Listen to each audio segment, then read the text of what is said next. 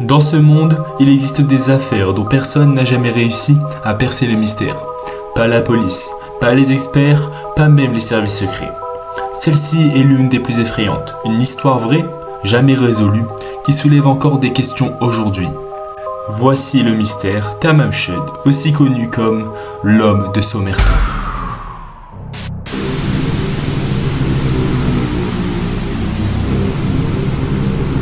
Bon, avant tout, posons le contexte.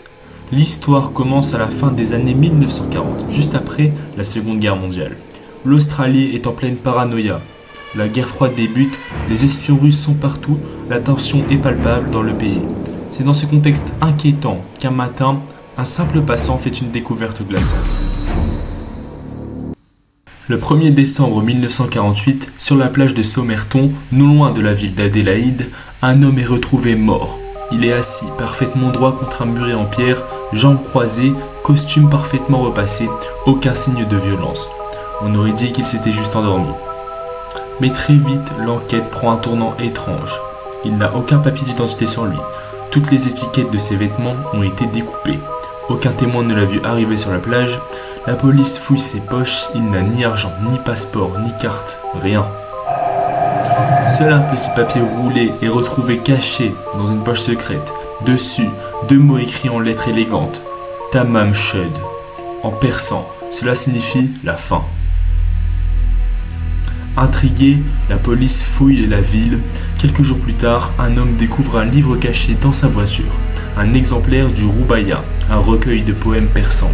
À l'intérieur du livre, un trou dans la dernière page, là où le morceau de papier a été arraché, exactement là où il était écrit Tamam Shud.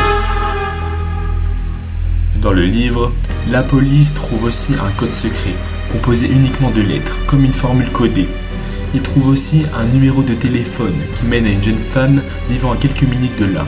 Elle dit connaître l'homme, mais quand la police lui montre le portrait du défunt, elle devient pâle, vacille et refuse de parler davantage. Vous l'aurez compris, l'histoire est déjà étrange, mais d'autres mystères sont découverts après.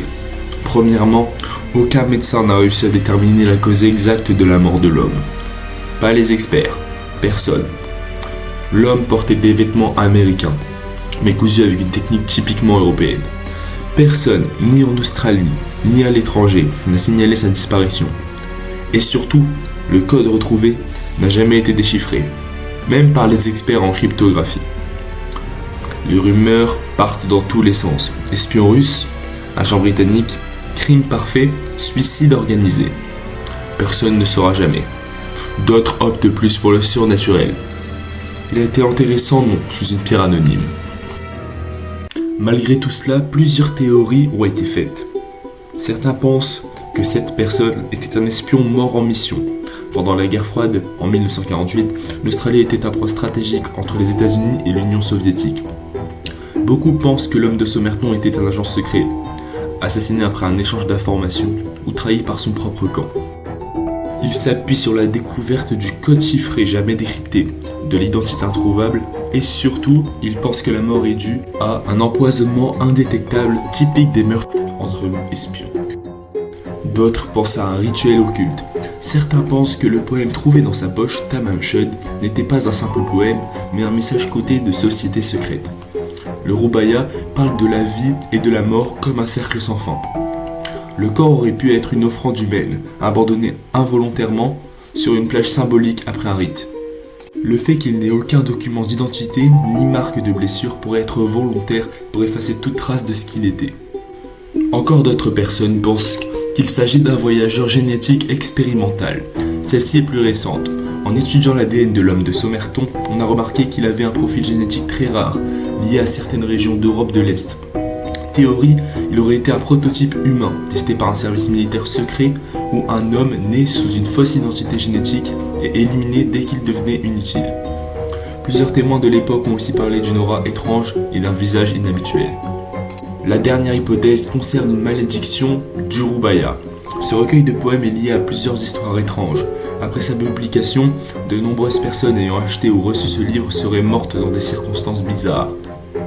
Certains parlent d'une malédiction de Rubaiyat. Toute personne qui touche ou découvre des secrets liés à ce livre est condamnée. Le fait que le dernier mot qu'il ait laissé soit Tamam Shud rend cette idée encore plus flippante. Plus de 70 ans plus tard, le mystère reste entier. Personne ne sait qui était l'homme de Sommerton. Son identité est restée inconnue jusqu'à aujourd'hui. Peut-être un espion disparu, peut-être la victime d'un règlement de compte, ou peut-être quelque chose d'encore plus sombre. Mais une chose est sûre, son dernier message résonne encore. Tamam Shud, la fin. Si vous avez aimé la vidéo, n'hésitez pas à la liker, à commenter et à vous abonner à la chaîne, car d'autres vidéos de ce style risquent de sortir prochainement. Faites des cauchemars.